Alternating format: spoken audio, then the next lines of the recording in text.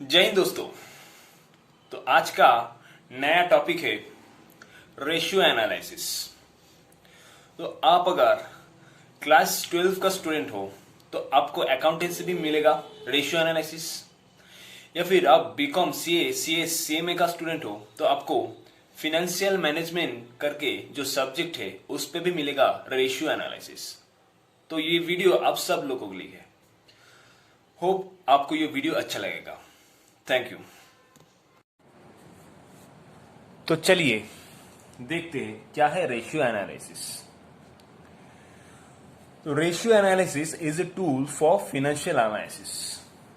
It helps to identify financial strengths and weakness of the enterprise by establishing a relationship between items of balance sheet and profit and loss account, that is income statement. मतलब हम क्यों ratio analysis करते हैं, एक firm में ratio analysis क्यों दरकार होते हैं। सी, रेशियो एनालिसिस एक्चुअली एक टूल है, ठीक है, जिससे हम फर्म का फिनेंशियल एनालिसिस कर सकते हैं। सपोज मैं बता रहा हूं कि किसी फर्म का जीपी रेशियो है इक्वल्स टू 20%। जीपी रेशियो मतलब gross profit by sales into 100, ठीक है। प्रीवियस ईयर में इसका जीपी रेशियो था 20%, ओके।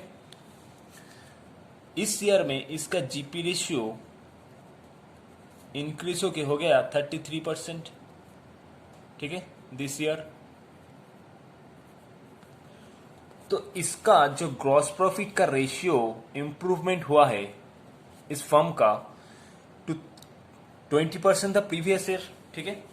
इस ईयर में इसको इंक्रीज करके 33% हो गया जीपी रेशियो।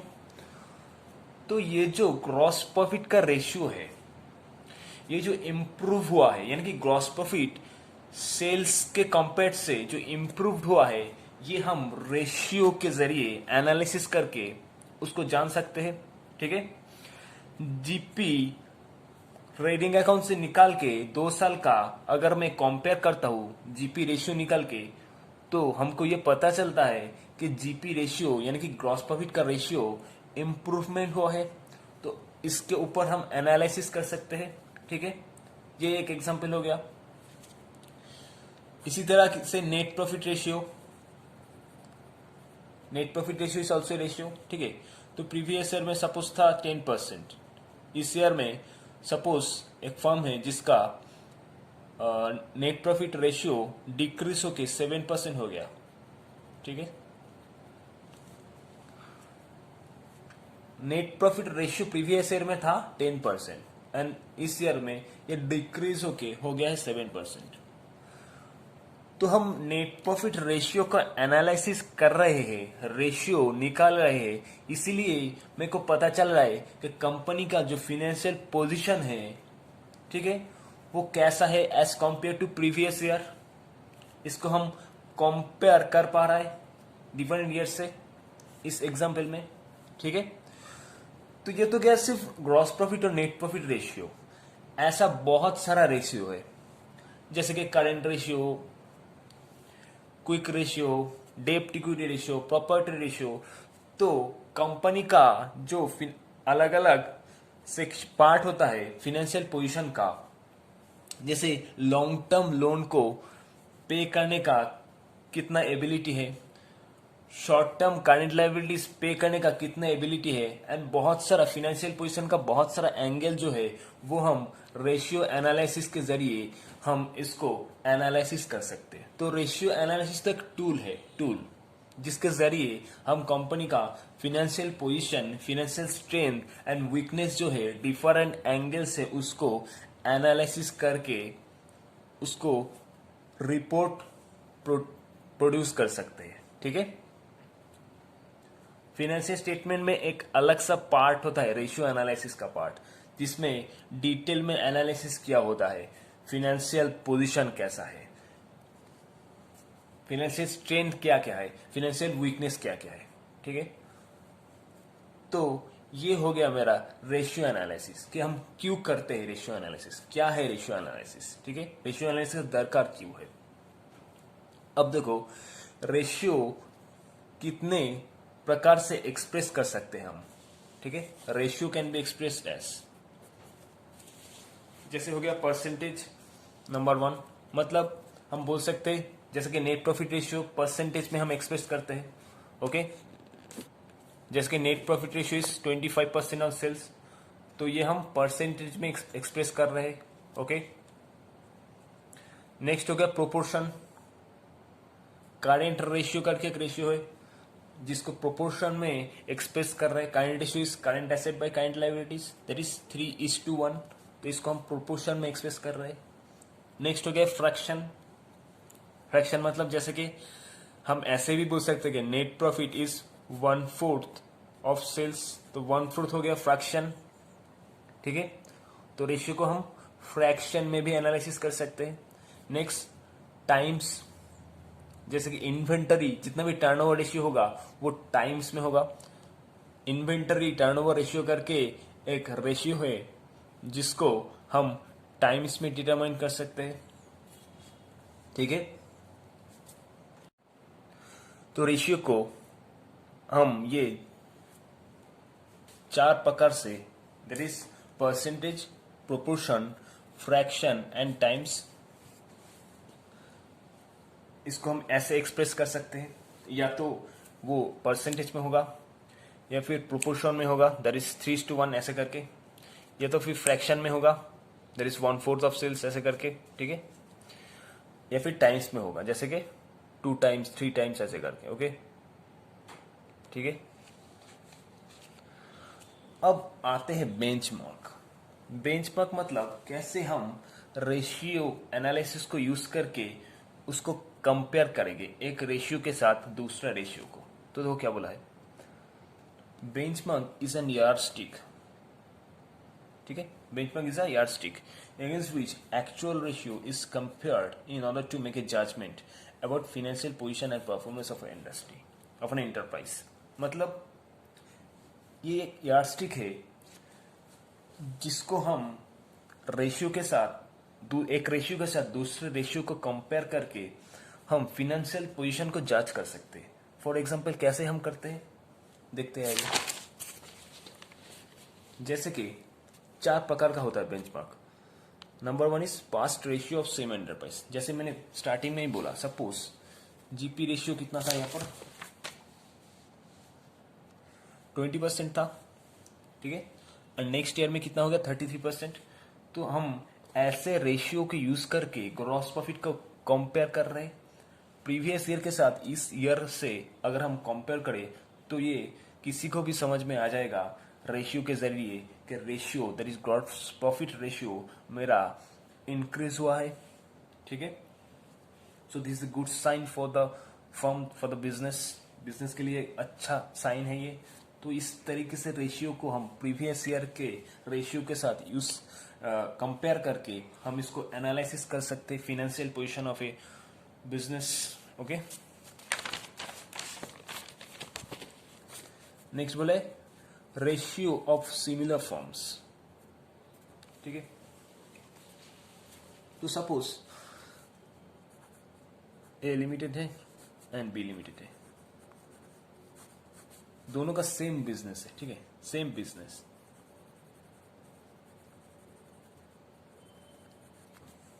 अब इसका नेट प्रॉफिट रेशियो है 8% एंड इसका नेट प्रॉफिट रेशियो है 14%। तो जब ए लिमिटेड बी लिमिटेड के साथ अपना नेट प्रॉफिट रेशियो का कंपेयर करेगा तो इसको समझ में आएगा कि कुछ ना कुछ तो गलती ए लिमिटेड कर रहा है, क्योंकि बिजनेस तो सेम है।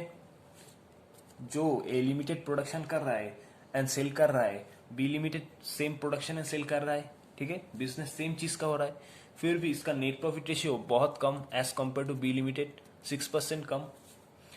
तो यहां पर बोला है ऐसे हम रेशियो की यूज कर सकते हैं, रेशियो ऑफ सिमिलर फॉर्म।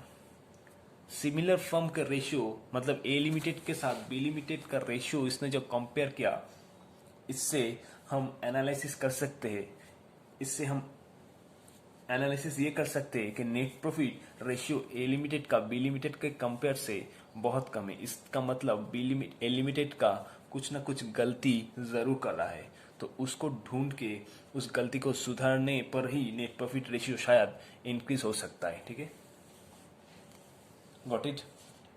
अब नेक्स्ट आता है इंडस्ट्री एवरेज।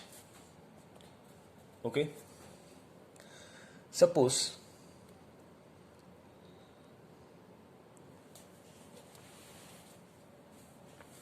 एक इंडस्ट्री है, ठीक है,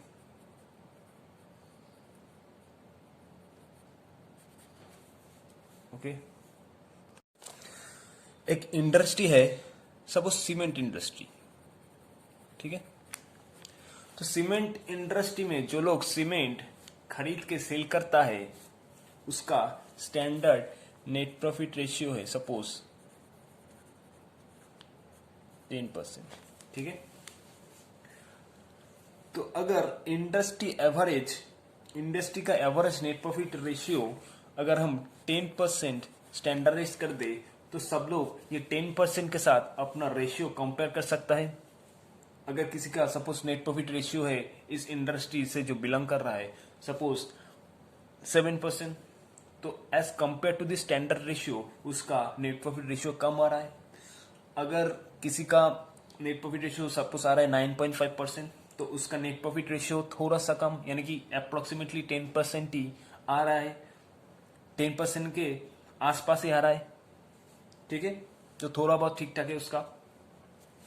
तो इसी तरीके से इंडस्ट्री जो एवरेज होगा एक नेट प्रॉफिट रेशियो एक सिलेक्ट करेंगे, एक बेंचमार्क, उसके साथ सब कंपनी सब business net profit ratio compare कर सकते हैं, ठीक है। तो ये भी हो गया एक benchmark industry average. Okay, and next is rule of thumb, मतलब जैसे कि करेंट रेशियो का हम मान लेते हैं ऐसा कि 2:1 होता है एक स्टैंडर्ड रेशियो, ठीक है। तो ये रेशियो का बहुत सारे रेशियो का अलग अलग दिया हुआ है कि इसका स्टैंडर्ड रेशियो क्या होगा। जैसे लिक्विड रेशियो का होता है 1:1 ऐसे करके, ठीक है। तो ये रूल ऑफ थंब जैसे 2:1 हो गया करंट रेशियो का, तो हम इसके साथ फर्म का रेशियो कंपेयर करेंगे। ये भी होगा एक बेंचमार्क, ठीक है। तो देखो ये 4 बेंचमार्क हो गया। There is past ratio of same enterprise, खुद का ही रेशियो के साथ कंपेयर करो। Next ratio of similar firms, मेरा जो सिमिलर फर्म्स है उसके साथ मेरा रेशियो कंपेयर करो। नेक्स्ट इंडस्ट्री एवरेज, इंडस्ट्री का जो एवरेज रेशियो है वो एक बेंचमार्क करा हुआ रहेगा, उसके साथ कंपेयर करो। And number 4 rule of thumb, जैसे कि स्टैंडर्ड रेशियो बता देगा, सपोज जैसे कि current ratio is 2:1, quick ratio is 1:1 ऐसे करके, ठीक है। उसके साथ सब अपना अपना रेशियो कंपेयर करेंगे। ओके, अब बता है टाइप्स ऑफ रेशियो, कितने टाइप का होता है रेशियो। तो रेशियो नॉर्मली 4 टाइप का होता है। That is liquidity ratio, solvency ratio, activity ratio and profitability ratio, ठीक है। Liquidity, solvency, activity and profitability ratio. तो पहले है लिक्विडिटी रेशियो। लिक्विडिटी रेशियो में बोला है ability of the enterprise to meet short term obligations when they become due. तो देखो इसमें क्या बोला है, सपोज मेरा एक क्रेडिटर्स है, मतलब बिजनेस का एक क्रेडिटर्स है जिसमें हम उधार से माल परचेस किया है, ठीक है। तो पेमेंट ड्यू है, पेमेंट जो है वो due with in 1 month. Suppose 1 महीने बाद इसको हम पेमेंट करना होगा, ठीक है। 1 महीने के बाद क्रेडिटर्स जिससे हम गुड्स परचेस किया हुआ है इसका पेमेंट ड्यू हो रहा है 1 महीने के बाद। तो कोई फर्म कि 1 महीने बाद टाइम से क्रेडिटर्स को पेमेंट कर पा रहा है कि नहीं, ठीक है, इसको ही हम कैलकुलेट करेंगे लिक्विडिटी रेशियो के अंदर। There is short term obligation जैसे क्रेडिटर्स, बिल्स पेएबल, ये सब हो गया। तो शॉर्ट टर्म ऑब्लिगेशन जो है वो हम ड्यूली यानी कि टाइमली पेमेंट कर पा रहा है कि नहीं, इसका जो हिसाब वो हम लिक्विडिटी रेशियो से कैलकुलेट करेंगे। लिक्विडिटी रेशियो से इसको हम मेजर करेंगे कि किस फर्म का कितना एबिलिटी है शॉर्ट टर्म जो ऑब्लिगेशन है उसको टाइम में सल्टाने का, इसका मतलब टाइम में पेमेंट करने का। ठीक है, अगर कोई फर्म एक महीने में ड्यू है क्रेडिटर्स, उसके अंदर पेमेंट कर देता है तो उसका जो गुडविल है, उसका जो क्रेडिबिलिटी है वो अफेक्ट नहीं करेगा। लेकिन अगर कोई फर्म जिसका लिक्विडिटी रेशियो खराब है, जिसका लिक्विडिटी रेशियो स्टैंडर्ड नहीं है, उससे कम है, ऑब्वियसली वो firm timely short term obligation जो है उसको पे नहीं कर पाएगा। ठीक है, तो ये सभी हम मेजर करेंगे लिक्विडिटी रेशियो के अंदर। ओके, तो देखो लिक्विडिटी रेशियो के अंदर इसमें 4 रेशियो है। Number 1 is current ratio, number 2 is quick ratio और एसिड टेस्ट रेशियो। ठीक है, number 3 net working capital ratio and number 4 interval measure ratio या फिर बेस डिफेंस इंटरवल रेशियो।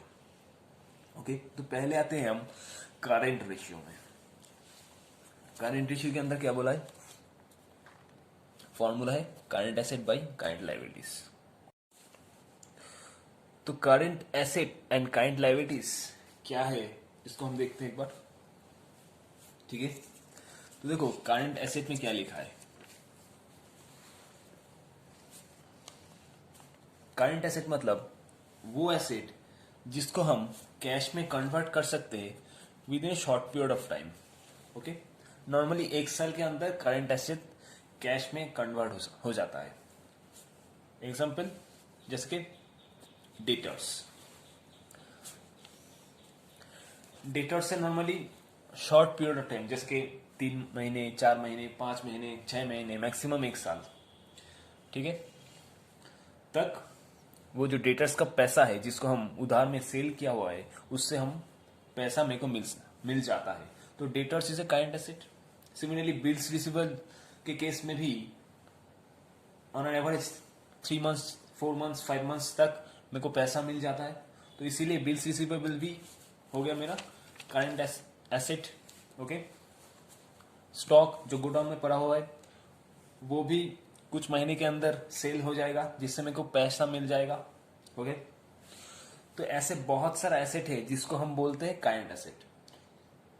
यहाँ पर मैंने कुछ एग्जांपल दिया हुआ है जैसे cash in hand, obviously cash in hand तो कैश ही है, वो तो ऑब्वियसली करंट एसेट ही होगा। कैश एट बैंक भी, जब चाहे बैंक से भी पैसा ले सकता हूँ, करंट एसेट। ऐसे मार्केटेबल सिक्योरिटीज जिसको बहुत जल्दी शॉर्ट टाइम पे मैं कैश में कन्वर्ट कर सकता हूँ। ठीक है, रॉ मटेरियल्स अलग अलग लिखा है यहाँ पर, raw materials, work in progress, finish goods. जो मैन्युफैक्चरिंग है उसका work in progress and finish goods होगा एंड रॉ मटेरियल्स भी होगा।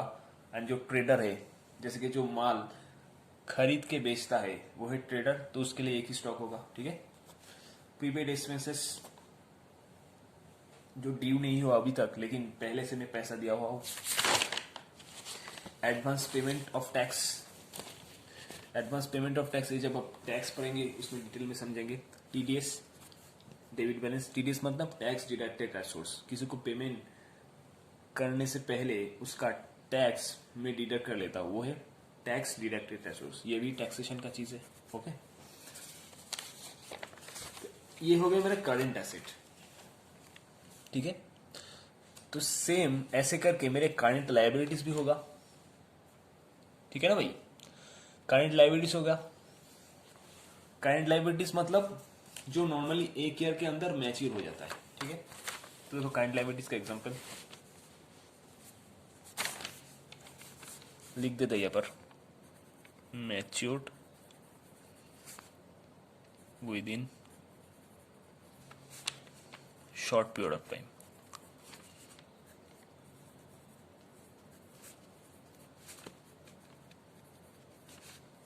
Maximum 1 year.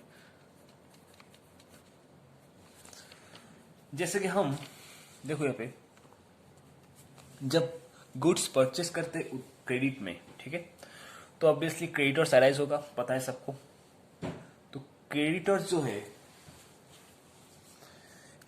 जो है उसको पे करना पड़ेगा मैक्सिमम विद इन 1 ईयर। मतलब ये ऑब्लिगेशन है मेरा, शॉर्ट टर्म काइंड लाइबिलिटीज है, ये काइंड लाइबिलिटीज।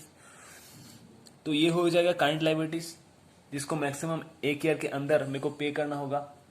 इसका ड्यू जो है उसको चुकाना पड़ेगा। Similarly bills payable is also kind liabilities.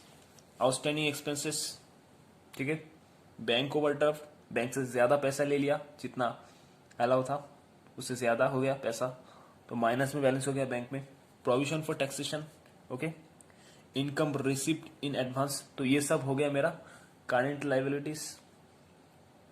तो हमने देखा कारेंट एसेट क्या है, हमने देखा कारेंट लाइबिलिटीज क्या है। अब कारेंट रेशियो मतलब पहले ही मैंने बोला है, ऊपर में हम लिखेंगे कारेंट एसेट, नीचे में कारेंट लाइबिलिटीज, तो आ जाएगा कारेंट रेशियो, ठीक है।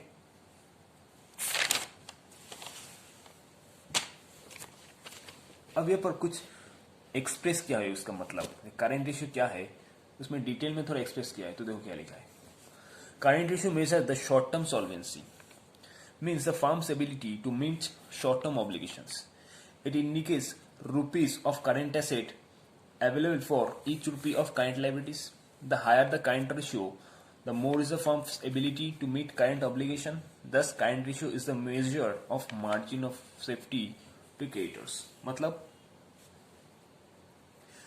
ये शॉर्ट टर्म सॉल्वेंसी को मेजर करते हैं। जैसे कि अगर क्रेडिटर्स जिसका पैसा ड्यू है उसको हम टाइम से पे कर पा रहे हैं कि नहीं, तो ये मेजर करेगा करंट रेशियो, ठीक है।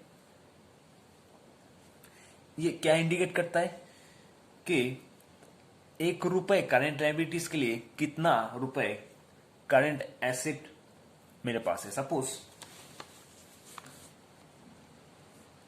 Current asset by current liabilities is my current ratio, ठीक है। अब अगर करंट एसेट है 1 लाख एंड करंट लायबिलिटीज है 50,000, तो ये हो जाएगा रेशियो 2:1। मतलब 1 रुपए अगर मेरा करंट लायबिलिटीज है उसके लिए 2 रुपए मेरा करंट एसेट है। तो अगर करंट लायबिलिटी सपोर्ट क्रेडिटर्स, तो 1 रुपए अगर संडी क्रेडिटर्स है उसके लिए करंट एसेट सपोज कैश, 2 रुपए मेरे पास कैश है, तो 2 रुपए दे के मैं 1 रुपए, 2 रुपए से मैं 1 रुपए जो क्रेडिटर्स को है वो चुका सकता हूं, ठीक है ना भाई। Current ratio equals to current asset by current liability. तो करंट एसेट सपोज मेरे पास सिर्फ कैश है, ठीक है, 1 लाख का, and current liability suppose creditors है 50,000 का। तो करंट रेशियो निकाल के आता है 2:1। 1 represent current liabilities and 2 represent current asset. तो जो करंट लायबिलिटीज है 1 रुपए का, उसके लिए मेरे पास 2 रुपए करंट एसेट भी तो है। तो ये जो करंट एसेट है उससे मैं जो करंट लायबिलिटीज है वो मैं चुका सकता हूं, ठीक है। यही इसका सिग्निफिकेंस है। तो इस रेशियो से हम ऐसे इसको यूज करेंगे कि फर्म का जो शॉर्ट टर्म ऑब्लिगेशन है, जैसे bills payable, current sundry creditors etcetera etcetera, उसको चुकाने के लिए, उसको फुलफिल करने के लिए मेरे पास करंट एसेट कितना है। होप आपको समझ में आ गया यहाँ तक। अब एक सम्स करते हैं।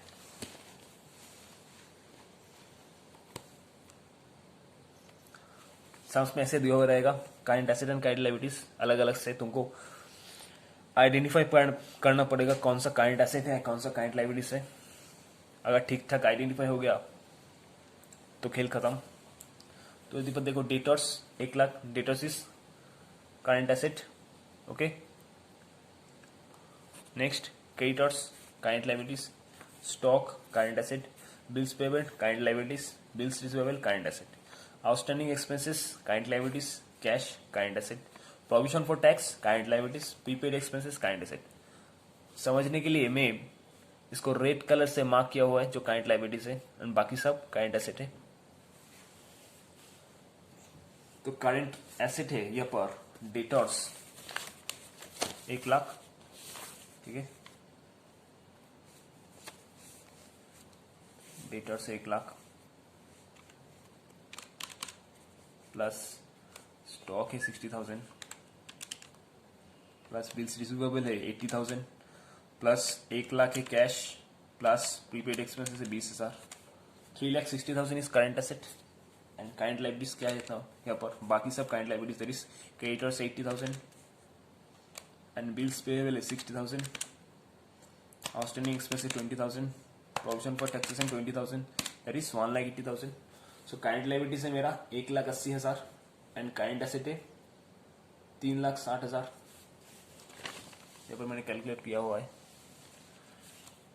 Current ratio equals to 3,60,000 divided by 1,80,000 equals to 2:1. ठीक है, ऐसे करके मेरा करंट रेशियो निकालेंगे हम. अब इसको थोड़ा इंटरप्रेट भी करते हैं एक बार.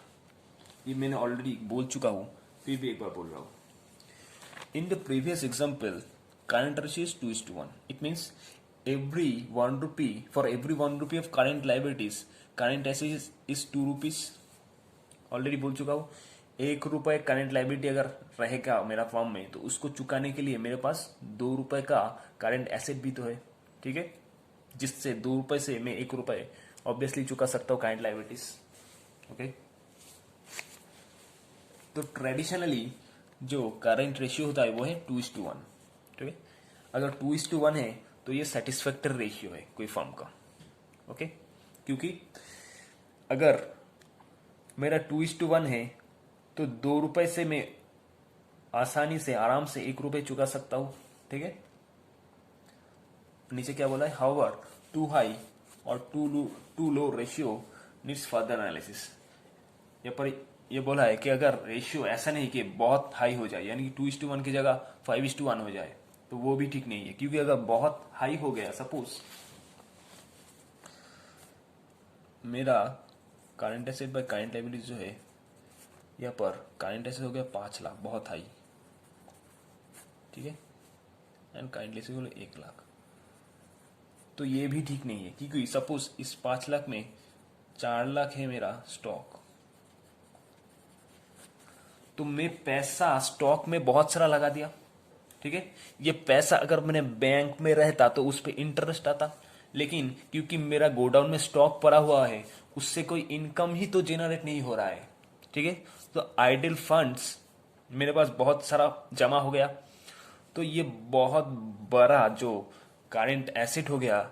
ये ऑब्वियसली कोई नहीं चाहता बिजनेस में कि इतना ज्यादा करंट एसेट हो जाए, यानी कि इतना ज्यादा स्टॉक हो जाए. जैसे फॉर एग्जांपल स्टॉक अगर हो गया तो करंट एसेट इंक्रीज हो जाएगा, तो करंट रेशियो भी इंक्रीज हो जाएगा. तो ये भी कोई नहीं चाहता. एंड अगर टू लो करंट एसेट अगर करंट रेशियो लो भी हो गया तो भी वो कोई नहीं चाहता. Suppose current asset by current liabilities equals to current asset है 50,000 एंड करंट लायबिलिटीज है 1 लाख. ये बहुत लो हो गया. ठीक है, 0.5:1. ये भी कोई नहीं चाहता, क्योंकि मेरे पास करंट लायबिलिटीज बढ़ गया मेरा एक, एंड उसके लिए सिर्फ 0.50 मेरा करंट एसेट है. तो ये भी टू लो है करंट रेशियो, ये भी कोई नहीं चाहता. तो 2:1 के आसपास जो होगा वही सेटिस्फैक्टरी रहेगा कोई भी फर्म के लिए. ठीक है, तो नेक्स्ट जो रेशियो आता है वो है क्विक रेशियो या फिर एसिड टेस्ट रेशियो. तो क्विक रेशियो को एसिड टेस्ट रेशियो भी बोलते हैं. तो इसका फॉर्मूला क्या है? इसका formula simple, quick asset by current liabilities. ठीक है, अब करंट लायबिलिटीज क्या है तुमको पता है. क्विक एसेट क्या है?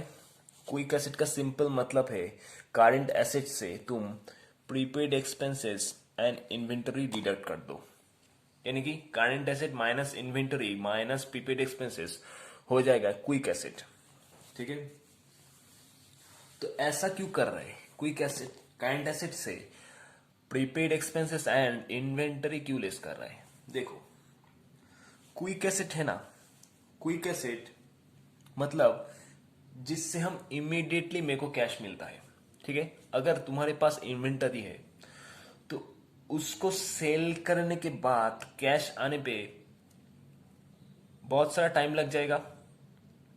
ठीक है, हालांकि वो 1 साल के अंदर ही होगा, फिर भी उसको कैश में कन्वर्ट करने के लिए इमीडिएट नहीं होगा, ठीक है। लेकिन मेरे पास यानी कि कारेंट एसेट के अंदर अगर कैश पड़ा हुआ है, कैश इन हैंड में कैश पड़ा हुआ है, कैश एट बैंक में, ठीक है, डेटर से जो कि सपोज 10-20 दिन के अंदर पेमेंट करेगा, ठीक है, तो उन केस में इमीडिएटली मेरे को कैश मिल जाएगा, ठीक है। तो करंट एसेट से मैं अगर हटा देता हूं इन्वेंटरी को, जो कि कैश में कन्वर्ट होने के लिए थोड़ा टाइम लगाएगा, तो वो हो जाएगा क्विक एसेट, ठीक है। एंड प्रीपेड एक्सपेंसेस से तो कैश आ ही नहीं सकता, क्योंकि प्रीपेड एक्सपेंसेस ऑलरेडी मैं पे कर चुका हूं, ठीक है। तो इसलिए करंट एसेट से मैं अगर हटा दूंगा प्रीपेड एक्सपेंसेस एंड इन्वेंटरी, तो वो हो जाएगा क्विक एसेट, ओके। तो देखिए यहाँ पे लिखा है एसिड टेस्ट और quick ratio is design to overcome the limitation of current ratio. Current ratio में एक ही लिमिटेशन था, जिसमें इमीडिएट कैश करंट एसेट से नहीं आता था, उससे लेस करना पड़ता है inventory and prepaid expenses. Objective of this ratio is to measure the ability of the firm to meet its short-term obligation without having relied on stock realization। यही फर्क है। क्विक रेशियो अगर मैं कैलकुलेट करूंगा तो क्विक एसेट के अंदर stock नहीं होगा, तो जो करंट एसेट होगा उससे इमीडिएट मेरा जो शॉर्ट टर्म ऑब्लिगेशन है वो हम मीट कर सकते हैं, ठीक है। इसीलिए हम इन्वेंटरी एंड प्रीपेड एक्सपेंसेस को कर रहे हैं less from quick asset, okay. तो रेशियो क्या होता है, quick asset by current liabilities. Quick asset मतलब current asset minus prepaid expenses minus inventory यानी कि stock and divided by current liabilities. तो प्रीवियस एग्जांपल को लेके ही हम लोग क्विक रेशियो निकालते हैं, अभी भी जो सम करंट रेशियो में किए थे उसके। तो ये जो करंट एसेट आया था मेरा 3,60,000, इसमें से हम स्टॉक यानी कि 60,000 एंड प्रीपेड एक्सपेंसेस यानी कि 20,000 लेस कर देंगे। तो 3,60,000 माइनस 60,000 माइनस 20,000 करना पड़ेगा। 3,60,000 माइनस 60,000 माइनस 20,000 यानी कि 2,80,000। एंड काइंड लाइबिलिटीज तो मेरा 1,80,000 है, ठीक है। तो 2,80,000 डिवाइडेड बाई 1,80,000 दैट इज 1.56:1। ये मेरा आंसर आ रहा है 1.56:1, ठीक है।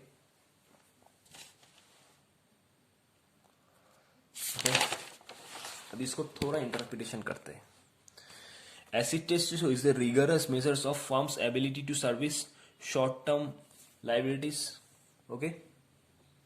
करंट रेशियो भी सेम था, सिर्फ करंट रेशियो से क्विक रेशियो का यही फर्क है कि करंट रेशियो में prepaid expenses and inventory included होता है, एंड क्विक रेशियो जो होता है उसमें हम इन्वेंटरी एंड प्रीपेड एक्सपेंस को हटा देते हैं, ठीक है। तो इसका जो स्टैंडर्ड रेशियो है करंट रेशियो का था कितना 2:1, एंड दिस केस में 1:1 है स्टैंडर्ड रेशियो। अगर किसी फर्म का 1:1 रहता है क्विक रेशियो तो वो सेटिस्फैक्टरी होगा, ठीक है। सपोज मेरा है quick asset by current liabilities equals to 1,00,000 by 1,00,000 equals to 1:1, ठीक है। तो क्विक एसेट में है current asset minus stock minus prepaid, and current liabilities में सपोज क्रेडिटर्स है, ठीक है। तो अगर ये 1:1 होता है तो अगर 1 मेरा लायबिलिटीज है that is current liabilities arise होता है, सपोज क्रेडिटर्स अराइज होता है जिसको पेमेंट करना होगा शॉर्ट टर्म पीरियड में, ठीक है। उसको हम जो क्विक एसेट है दैट इज 1 उससे हम पेमेंट कर सकते हैं। जो करंट लायबिलिटीज है दैट इज 1 उसको हम क्विक एसेट जो है उससे पेमेंट कर सकते हैं। क्विक एसेट के अंदर सपोज कैश है, ठीक है, सपोज डेटर्स से जिससे पैसा मिलेगा बहुत जल्दी, तो उसको देके हम ये जो मेरा करंट लायबिलिटीज है वो हम पे कर सकते हैं। तो 1:1 इज सेटिस्फैक्टरी, ठीक है। हाउएवर टू हाई और too low ratio is not also expected. Similarly current ratio की तरह क्विक रेशियो में भी बहुत हाई हो गया का रेशियो और बहुत लो हो गया रेशियो, वो भी नहीं चाहता कोई फर्म, तो उसमें भी बहुत दिक्कत हो जाएगा। ठीक है, तो इसको नेक्स्ट क्लास में हम कंटिन्यू करेंगे एग्जाम्पल के साथ, और जो रेशियो बाकी है वो सीखेंगे। अगर चैनल को अभी तक सब्सक्राइब नहीं किया है तो जल्दी से वो जो लाल बटन है उसको दबा दो, और नोटिफिकेशन बटन भी जोर से दबा दो, ताकि जब भी हम यूट्यूब में वीडियो अपलोड करें सबसे पहले आप वो जाके देख ले। बहुत सारा वीडियो आने वाला है financial management, accounting and taxation के ऊपर, तो जल्दी से सब्सक्राइब कर लीजिए। और अगर कोई दोस्त या फिर सीनियर या फिर जूनियर है कॉमर्स रिलेटेड बैकग्राउंड से, तो इस चैनल को शेयर भी कर दीजिएगा। ठीक है, थैंक यू।